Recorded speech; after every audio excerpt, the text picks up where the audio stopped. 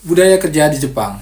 Jadi buat kalian yang mungkin udah ada di Jepang dan saat ini masih tahap penyesuaian, dan juga buat teman-teman yang masih ada di LPK atau yang punya impian ingin kerja di Jepang, dan beberapa di antara kalian udah tahu tentang budaya kerja di Jepang. Salah satunya adalah tepat waktu, yang kedua itu kerjanya serius dan cekatan dan harus selalu ngejar target. Itu adalah budaya yang mana budaya pada umumnya. Jadi itu nggak perlu terlalu kalian pikirkan. Yang kalian harus pikirkan, budaya kerja di Jepang itu adalah di mana setiap perusahaan itu punya budaya kerja masing-masing. Misalnya nih, ini menurut pengalamanku aja, karena aku udah beberapa kali pindah perusahaan di Jepang, yang mana pada saat kita bekerja nih ada trouble, kita diharapkan untuk menyelesaikan masalah trouble yang kecil ini, Kalau kita nggak bisa, malah kita yang dimarahin, atau orang-orang di sekeliling kita itu nganggap kita itu ya goblok gitu atau blow on gitu. Nah, hal itu yang harus kita perhatikan pada saat kita bekerja di satu perusahaan sekitar 1 atau 2 bulanan gitu. Bukan hanya pekerjaan itu aja yang harus kita perhatikan cara bekerjanya, tapi budaya kerja di situ salah satunya hal seperti itu, biar kita nyaman.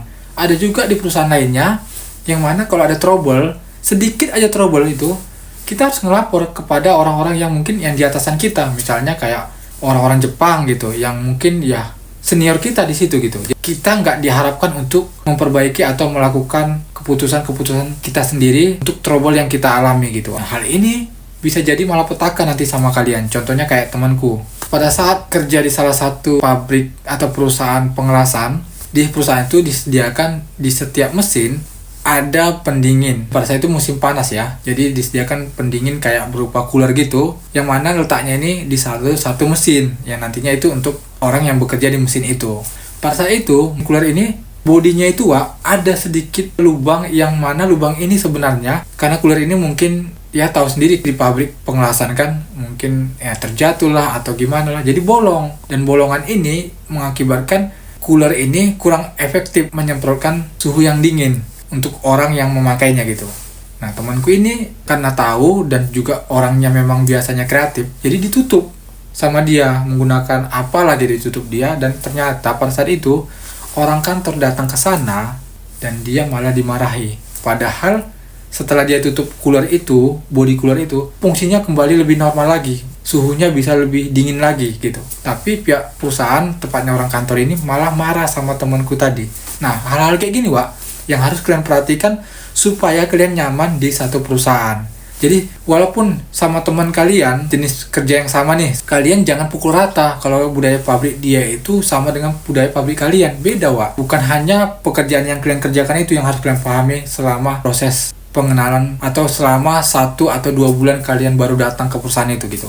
Jadi kalian harus pahami juga tentang budaya di sana, gimana cara mereka menyelesaikan masalah dan tanggung jawab masing-masing gitu, agar kalian nyaman bekerja di satu perusahaan itu. Jadi kalau kalian melawan arus, alhasil ya namanya juga melawan arus kan pasti diperlukan energi yang lebih kan gitu. Ketika kita mengeluarkan energi yang lebih, kita akan lebih cepat capek, lelah, stres, dan bahkan nggak betah di perusahaan itu gitu. Jadi jangan sampai hal ini membuat kalian jadi nggak nyaman dan kalian pengen pulang, padahal untuk datang ke Jepang kalian udah berusaha mati-matian. Jadi mungkin itu aja yang bisa aku sampaikan sama kalian. Mudah-mudahan ini bermanfaat, khususnya buat teman-teman yang baru datang ke Jepang dan teman-teman yang punya cita-cita ingin magang dan bekerja di Jepang, yang saat ini mungkin ada di LPK atau bahkan masih sekolah. Mudah-mudahan informasi ini dapat membantu kalian. Gua Ari, cabut dulu. Ciao.